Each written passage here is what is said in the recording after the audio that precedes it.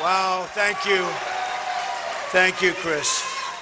So great. I got a call a couple of weeks ago from Chris Christie, and he said, I really think it's amazing what's happened. You know, it's called something special. It's whether it's momentum or whether it's whatever. We have something going that people haven't seen before.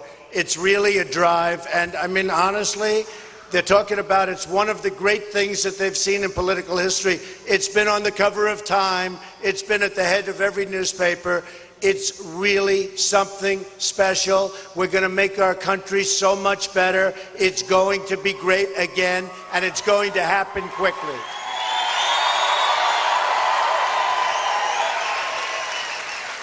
So I just wanted to, I changed my plans a little bit. We're doing great in Florida. We're doing great in Illinois. Missouri, I think we're going to have a tremendous day. And I said, I have to come out here and we have to explain a couple of things because what's going on, I don't know if you read the Art of the Deal, but I worked for a long time in Ohio.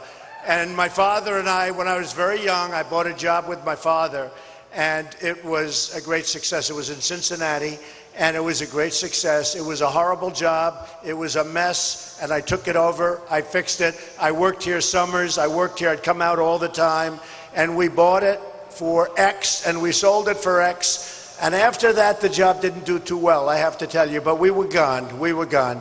And usually we hold, but this time we did. So it gave me an unbelievable feeling for the people of Ohio. I stayed here, I worked here, and I love the people of Ohio. And it was really one of my first big jobs. And I said 1,164 units, and we bought it from the FHA for like nothing, and we sold it for a lot of money. And it gave me like that. It's like if you're a baseball player, you get that first hit, or if you're a golfer and you sink the first 3-foot putt, one of those deals. But it gave me a great confidence, and I've always loved this place. So I just want to tell you that, folks. So thank you. Thank you. So this all began, and this began very strongly in June 16th to be exact. And I said to my wife, we have to do this. This is something we have to do. Our country is being so badly led. It's being led into this horrible deal with Iran. I mean, this deal where we pay $150 billion. We get nothing. We should have never even started negotiating the deal until we got our prisoners back.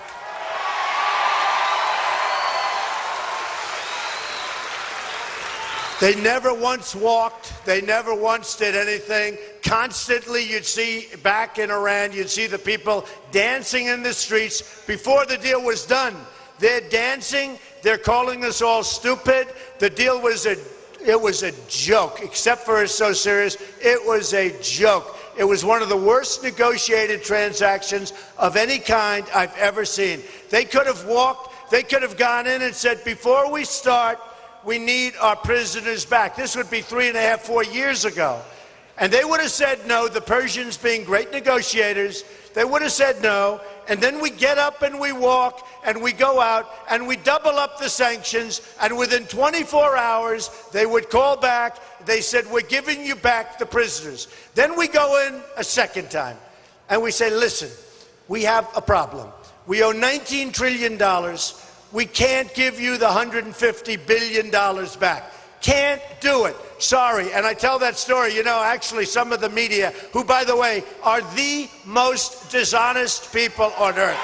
Okay? The worst.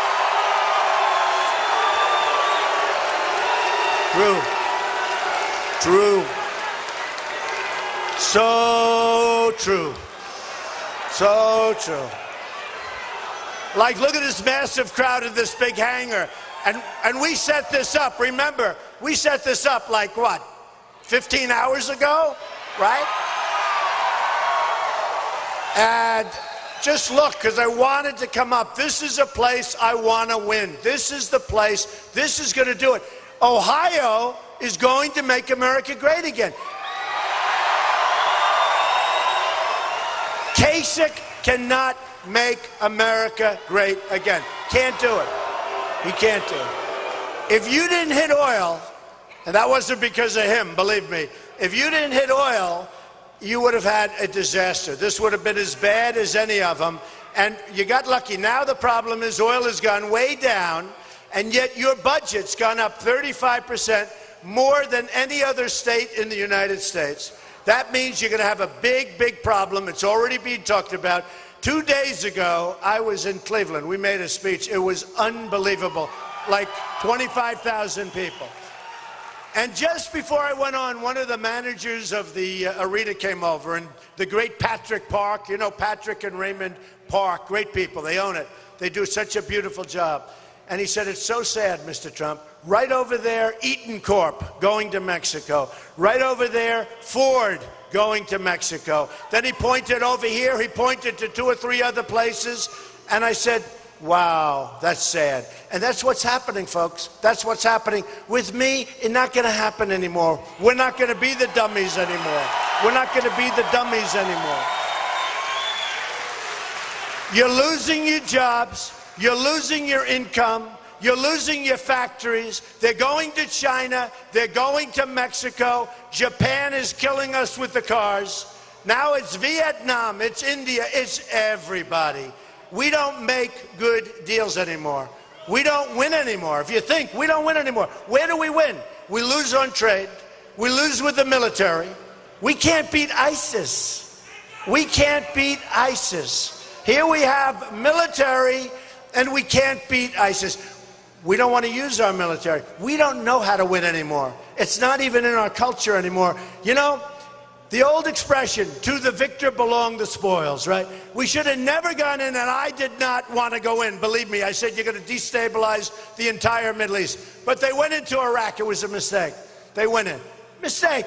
Now Obama gets out. The way he got out was so bad. He puts out a date.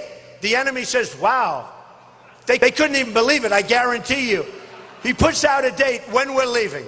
Bad thing to do. In all fairness, we shouldn't have been there, but we should have left some troops behind so that what happened wouldn't happen. So Iran is taking over, as you stand here, Iran is taking over Iraq. Iraq has the 2nd largest oil reserves in the world. So the Iran deal, I used to say one of the greatest deals I've ever seen is the Iran deal. But actually, the greatest deal I've ever seen is what happened just now. Iran is taking over Iraq. 2nd largest oil reserves in the world. That's the greatest deal. They've been fighting with Iraq forever. Forever. And they go 10 feet one way, 10 feet the other way, 10 feet, then they rest.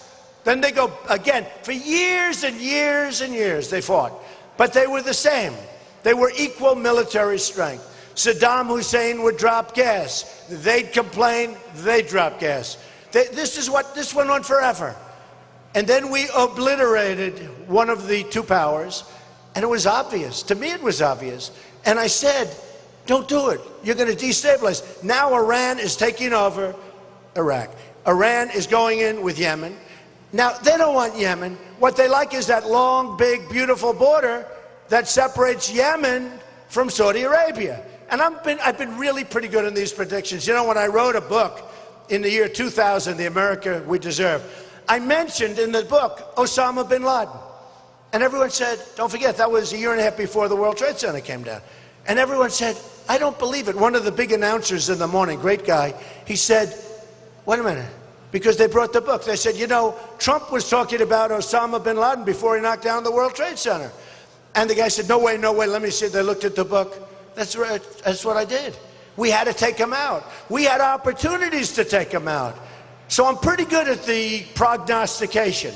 And I'll tell you, 4 years ago, and a lot of you are supporters, and you're supporters before I did this whole crazy political thing, okay? We've been supporters and friends for a long time. But you've seen, I said, take the oil. I didn't want to be there, but now we're there. I said, you're going to leave, take the oil. Take the oil. I kept saying it.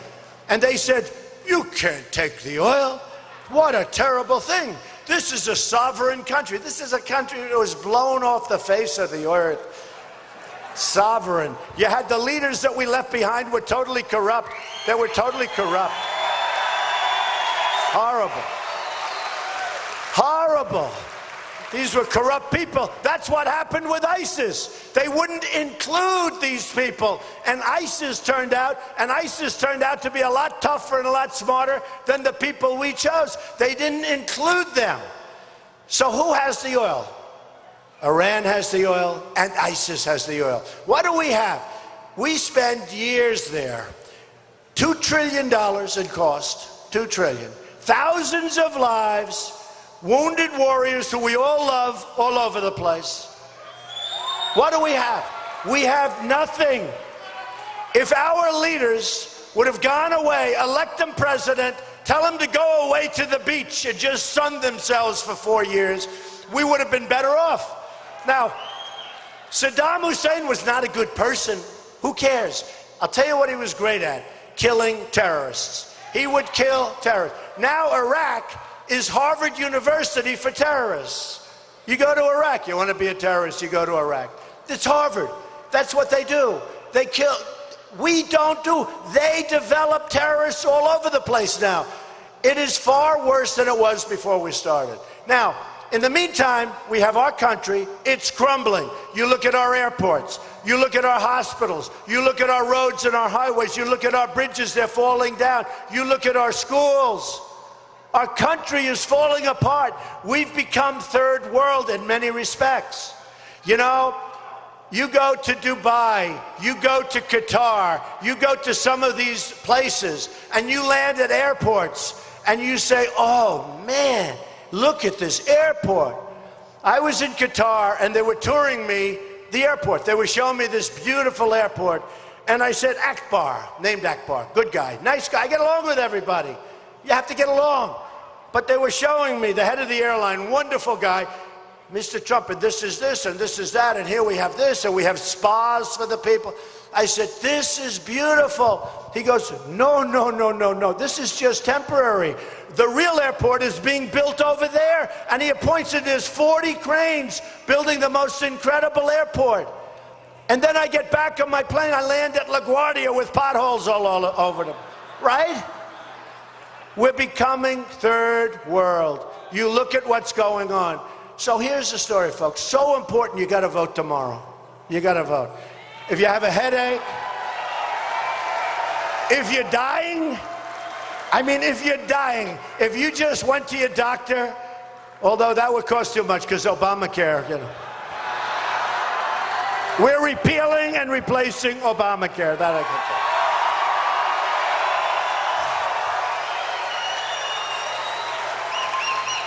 But if you go to your doctor and he tells you you're over, it's over. It's just done. You're done. You're going to be dead in 3 weeks. Doesn't matter. Get out tomorrow and vote. Think about your children. Think about your family. Get out tomorrow and vote, okay? You got to do it. You got to do it. So, you know, it's a movement. It's a movement like they haven't seen. I'll tell you what. The cover of Time, 4 times in the last couple of months, take a look. That's what they're writing. The single biggest story in politics today in the world is what's happening, of all things, to the Republican Party. We had a party that was obsolete. We had a party, Mitt Romney couldn't run for dog catcher. This guy was a disaster. We had a party that should have won the last election. We had the wrong person. You know, it's interesting. I backed McCain, he lost. I backed Romney, he lost. I said, this time we're going to do it ourselves, folks. We're going to do it right. We're going to do it right. We got to do it right. So the biggest story in politics worldwide, it's all over the world, it's a movement, is what's happening with the Republican Party. So here's the story. You know, I've won many, 15, 16 states. I think we're going to have a great day tomorrow. Great day. In fact, the one that's closest looks like you. Get out and vote. But we're going to have a great day. I think we're going to have a phenomenal day. Florida's looking fantastic. Florida's really looking. Well, look, you have a senator that doesn't show up to vote. How would you like to have a senator who doesn't show up to vote? I mean, he doesn't come in. So you can't have that either. But Florida's looking really, really fantastic. And, you know, they have a little bit of the same characteristic. You have Rubio, he doesn't vote, that's real bad stuff. And your governor, is absentee. He goes, listen to this, because I know, because I was there, but I go back and I still work. You know, I have a job, right? You got to do your job. So your governor, Kasich, if you look at him, and I'm being totally impartial, he goes to New Hampshire. He's living in New Hampshire. Living. Where's Chris? Is Chris around? Even more than Chris Christie, he was there. Where's Chris? Right? Even more. I hated to do that, but I had to make my point. But he goes to New Hampshire. He lives there. He loses badly. He gets killed. I win in a landslide. Okay, I win New Hampshire. I love the people of New Hampshire. They gave me my first big victory, and it was early on. Everybody wants to win Iowa so they can win New Hampshire. I won New Hampshire. Then we go South Carolina.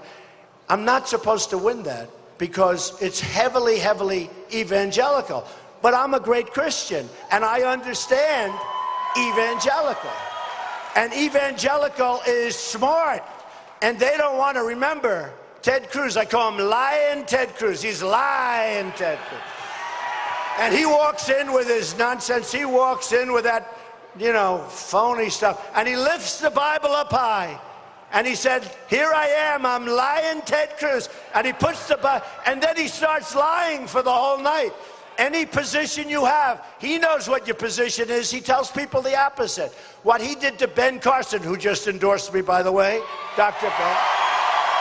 Great guy. But in Iowa, Ben was doing really well, and I was doing really well. And Ted Cruz said Ben Carson had just quit the race. And the voting hadn't even come close to ending. And he convinced him. And then right after the race ended, he called him and apologized. Give me a break. And I don't think Ben has ever forgotten that or forgiven that or whatever. But Ben endorsed me 2 days ago, and that's a great endorsement. That to me. And you know who else endorsed me, which I think you'll like? Sheriff Joe Arpaio. When Sheriff Joe endorses you, that means you're tough on the borders, believe me. Sheriff Joe.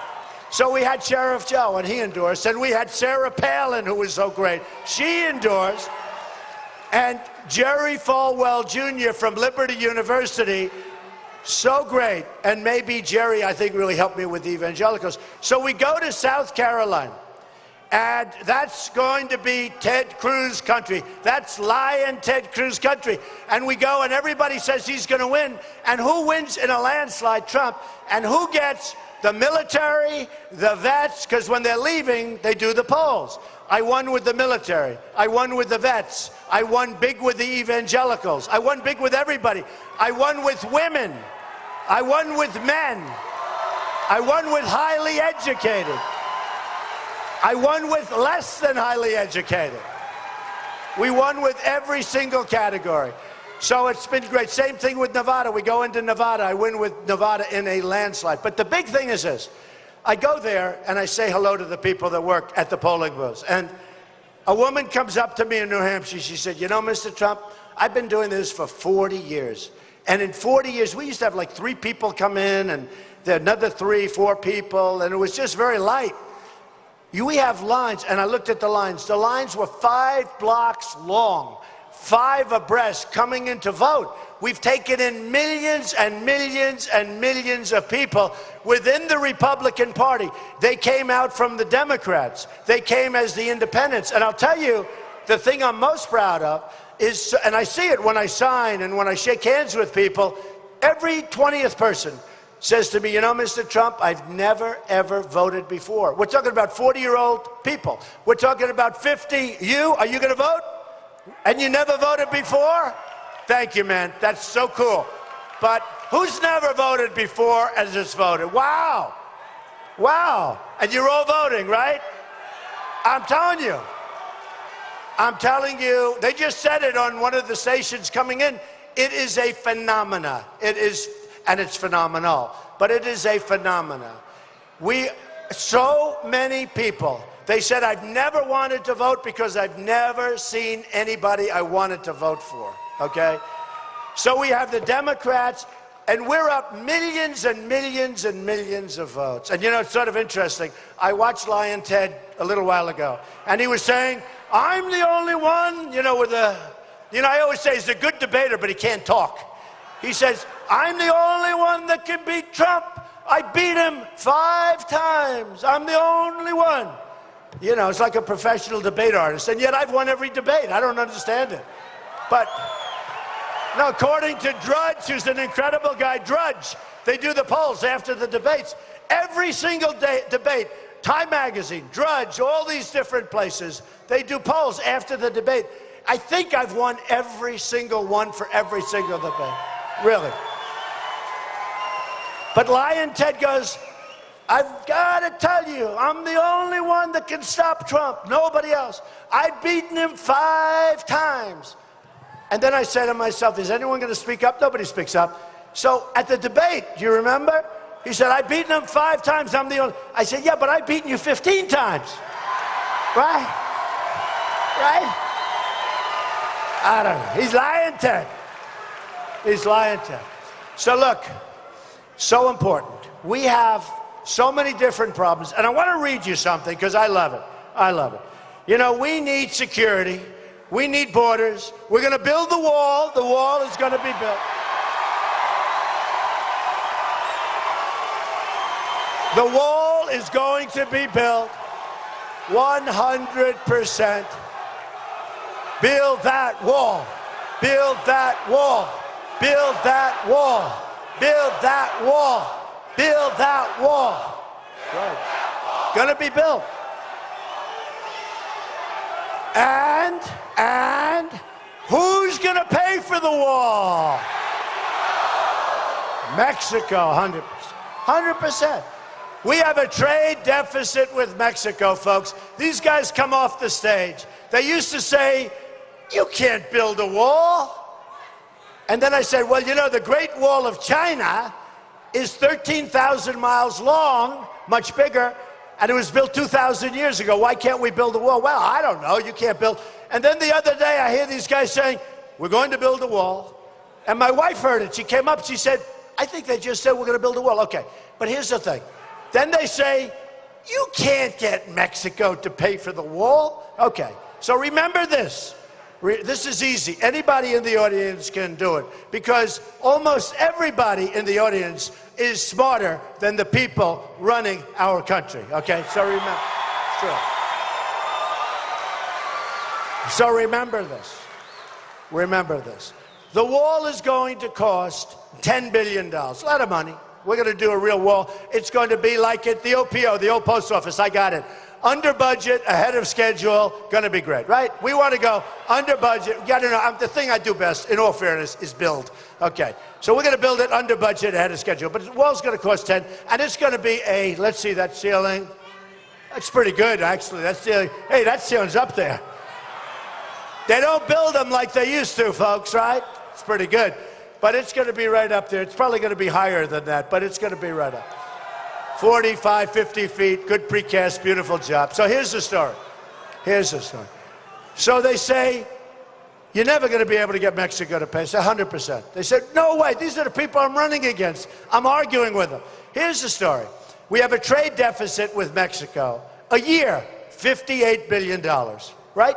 The wall is going to cost $10 billion. That's a peanut compared. They're going to pay for the wall, folks. So when you have $58 billion advantage in trade, and you want $10 billion to pay for the wall. Now, there's various ways they can do it, and I'm not pushy. I'm a very, very unpushy person. They're going to pay for the wall. So easy, okay? So easy. You probably saw the other day Vicente Fox, the ex-president. And what did he do? He threw out the F-bomb. If I threw out the F-bomb, I would get these people, I would get the electric chair, okay? They would say, it's the electric chair. He threw out, nobody even talks about it. But what he did is good, because he said, there's no way we're going to pay for the you-know-what wall. Okay? Vicente. There's no way, he said, and really angry and arrogant. He said, and I love Mexico. I love the people of Mexico. I have thousands of employees, and over the years, Hispanics. And I win in the polls with the Hispanics. You saw that in Nevada. I won with the Hispanics in addition to every other group because I'm going to bring jobs back. I'm bringing the jobs back. I'm bringing them back from China. I'm bringing them back from Mexico. I'm bringing jobs back. So Vicente Fox, the good and the bad, he said, there's no way we're going to pay for the you-know-what wall. And angry. And I said, we've made progress. Because he used to say, there's no way we're going to build a wall. So now he accepts it's going to be built. Right? He accepts that it's going to be built. That's good. That's good. Now we'll just make a little deal and they're going to pay. Otherwise, we're going to have a little problem. We're not going to let so much trade. Don't forget, the $58 billion a year doesn't include all the drugs that are pouring across and poisoning our youth, okay?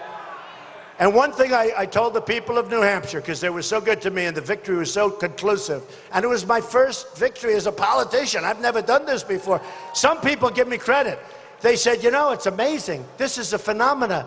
And he's never done it before. He's only been doing it for 8 months. But it's like common sense. And that's why we have these crowds. And that's why it's a movement. Because it's a movement. When I go to Dallas, 21,000 people. We just left North Carolina, where I think we're going to do great.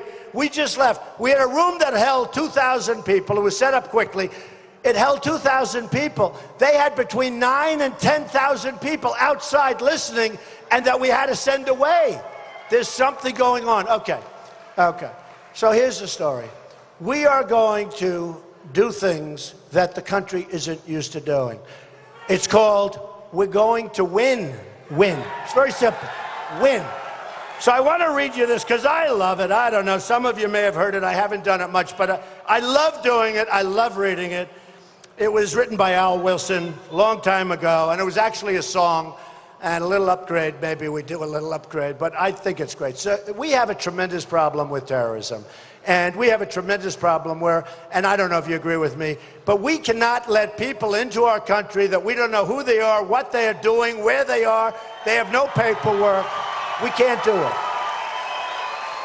And we can build in Syria, we can build a safe zone, and we'll do that. And I want to get Saudi Arabia, I want to get Gulf states to pay. They have so much money that you wouldn't even believe it. And they're not paying. We're paying for everything. We always pay.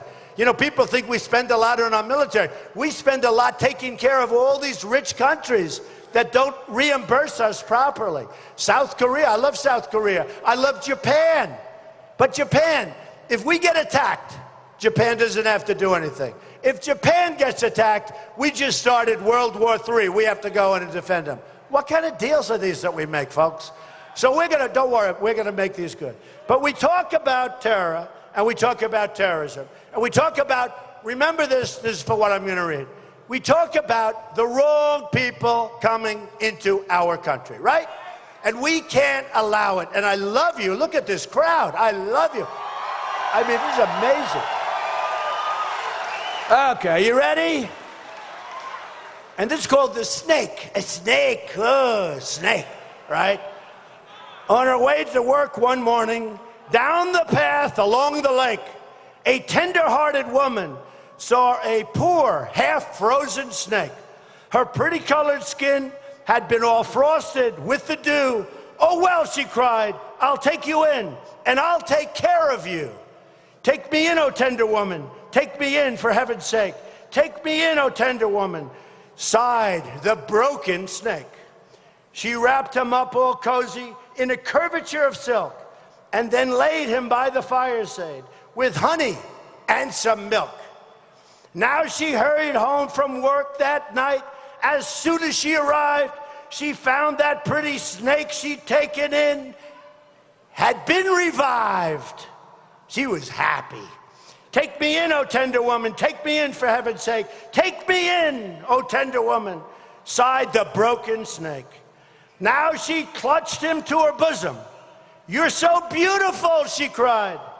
But if I hadn't brought you in by now, heavens, you might have died. Now she stroked his pretty skin, and then she kissed him and held him tight. But instead of saying thank you, that snake gave her a vicious bite. Take me in, O tender woman, take me in, for heaven's sake. Take me in, O tender woman, sighed that vicious snake. I saved you, cried the woman, and you've bit me, heavens why? You know your bite is poisonous, and now I'm going to die. Oh, shut up, silly woman, said the reptile with a grin. You knew damn well I was a snake before you took me in. Right? Right?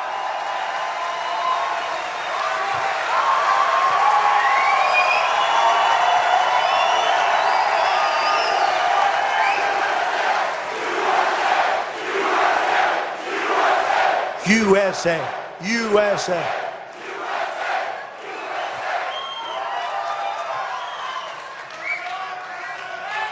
So we don't know what we're doing, folks, and we have to learn. We're going to make America great again.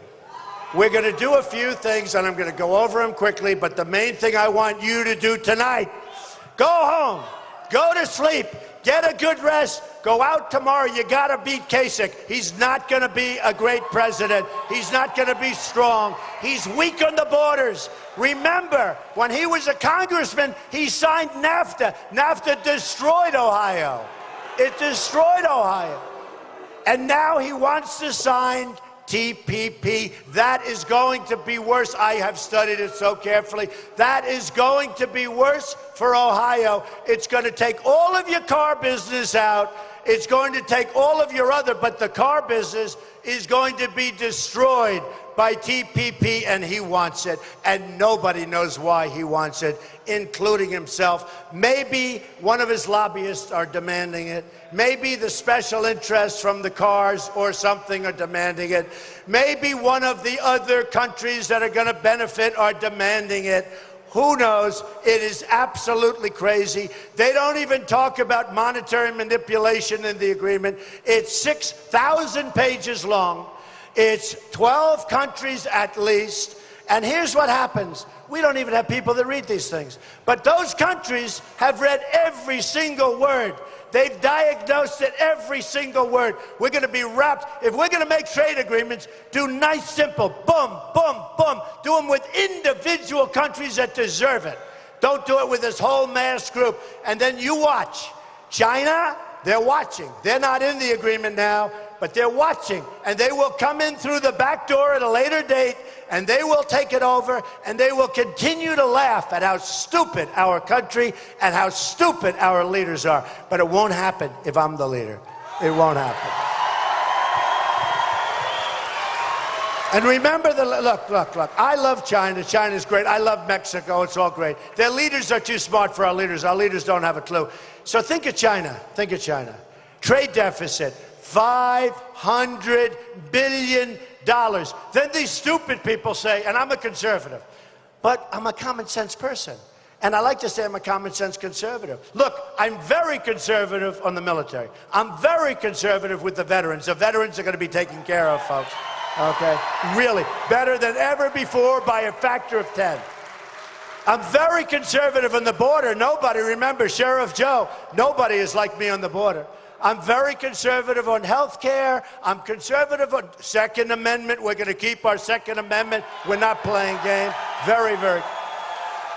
But when it comes to trade, I love free trade. See, a true conservative only wants free trade. And that's good if you have smart people negotiating for you. But we don't.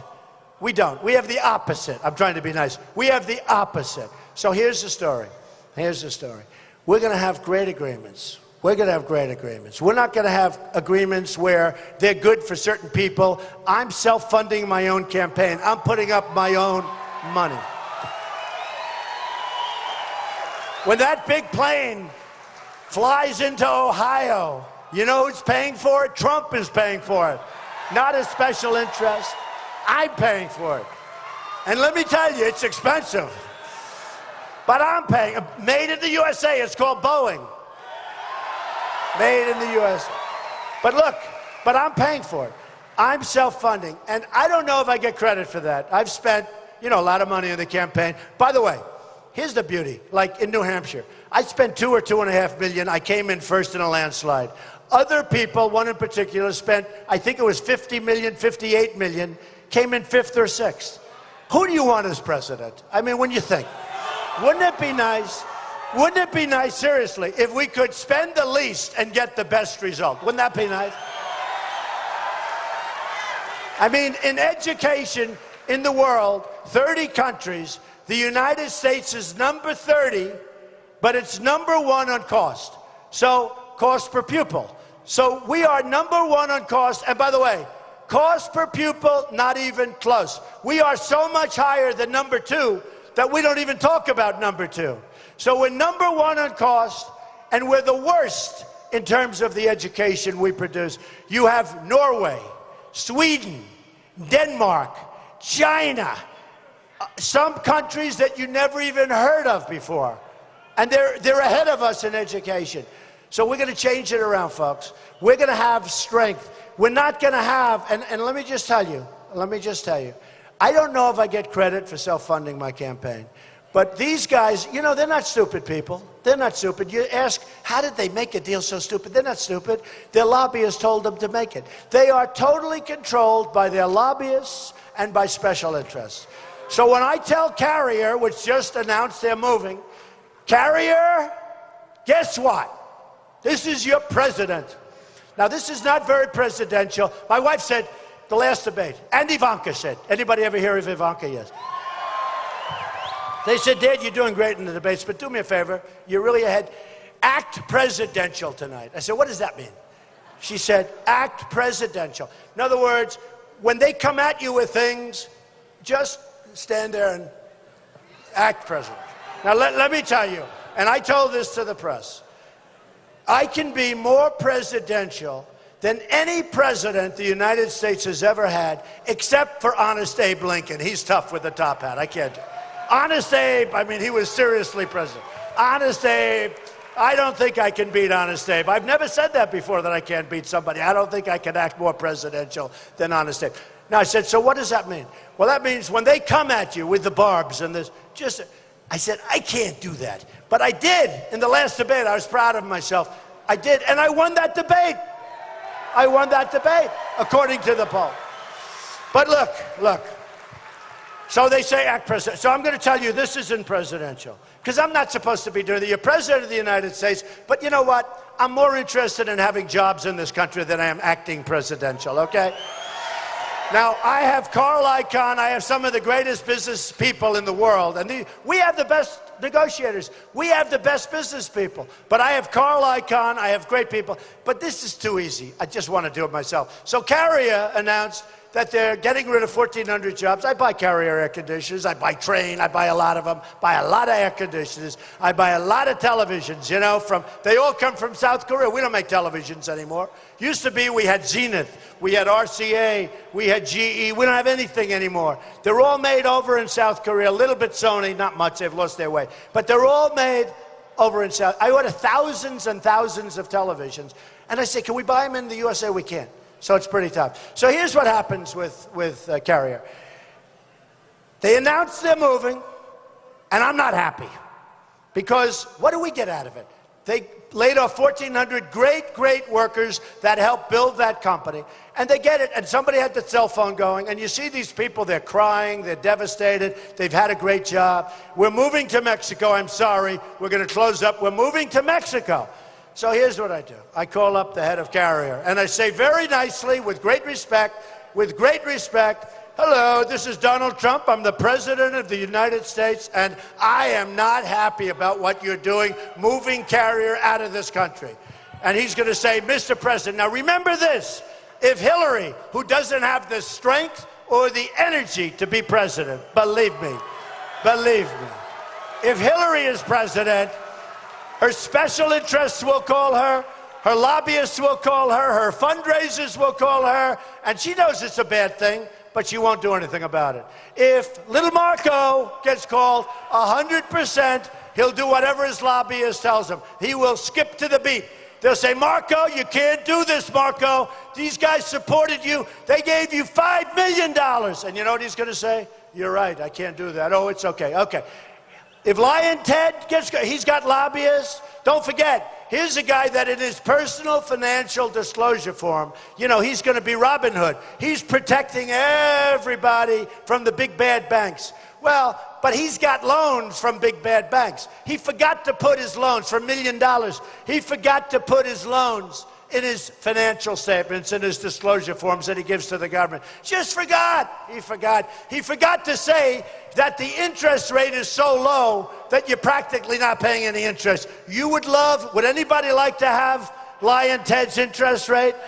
Hey, I take his interest rate. You want to know the truth? So the truth is, they are totally controlled, 100%, and you can practically go to Washington. They'll tell you, who's the lobbyist for Rubio? And they'll say, oh, you could use this one, this one, this one. They will produce. Here's the thing. With me, no lobbyists. I know the lobbyists. I've used the lobbyists. I've contributed to everybody. I put in the greatest personal financial statement in the history of the United States government, almost 100 pages, an unbelievable company, tremendous cash flow, very little debt, or I wouldn't be running. Can you imagine if that were bad? You would have heard from those guys. They were looking at that statement. They are so upset how good it is. I built a great, great company. They are devastated. They are so dishonest, disgusting, and they are devastated. So here's the story. Here's the story. Only because I could give it to Carl Icahn or one of the very great negotiators too, but it's too easy. I want to do it myself. I love doing this stuff. So I'll call Carrier. I'll get the president on the phone. They'll say, the president of the United States is on the phone for you, sir. Oh, yes, okay. So let me just tell you something, Mr. President of Carrier. Here's the story. You ready? And this applies to Ford. This applies to Nabisco that's moving out from Chicago, and it's moving into Mexico, and I'm not eating Oreos anymore. So here's the story. Here's the story. I say, because it's just too easy, I have to do it myself. I know it's not presidential. I'm not supposed to be calling up air conditioner companies, right? But I'm going to do it. So here's the story. I'm going to tell them, congratulations on your move. I hope you build a beautiful facility. I wish you a lot of luck. Good luck with your employees. The 1,400 people that were fired are all devastated, and they're right now working part-time jobs because you can't get good jobs in this country, because our good jobs are all gone, by the way. So good luck with you. I just want to tell you one thing, though, before I hang up. Every air conditioning unit that is made by Carrier that crosses our now very strong border is going to be taxed at the rate of 35% per unit. Okay. All right? Every single one. Now, with the other guys, he'll get one of the lobbyists and they'll forget it. And here's what he's going to say. Mr. President, sir, Mr. President. I say, you have 24 hours to call me. You let me know.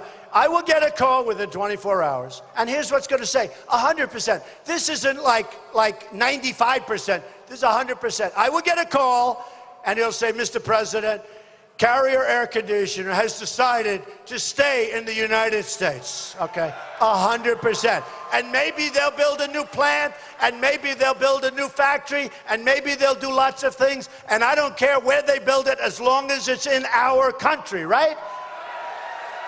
But they're staying. And we're not going to let these other countries manipulate their currencies. These countries are manipulating their currencies, making it impossible for all of you to compete and for your companies to compete. That's why you're closing up companies all over Ohio. That's why your steel industry is a disaster. I'll bring it back. That's why your coal industry in Ohio is a disaster. I'm going to bring your industry back. You're going to have clean coal, whether you're in Kentucky or West Virginia or Ohio. We're going to go back and we have technology now, and we're going to have clean coal. Your coal industry is dead. Your steel industry is dead. Your governor is totally overrated. He hasn't done a thing. And without oil, you would be in worse shape than any other state in the union, believe me. So I'm going to ask you to get up tomorrow and vote. And I'll tell you the bottom line. You are going to be so happy. You're going to remember this evening, and you're going to remember tomorrow when you vote. And you're going to say it was the single greatest vote that you have ever cast. You're going to be proud of your president. I'm you. You're going to be proud of your president. You're going to be so proud of your country. And we're going to start winning again. We're going to win with our military.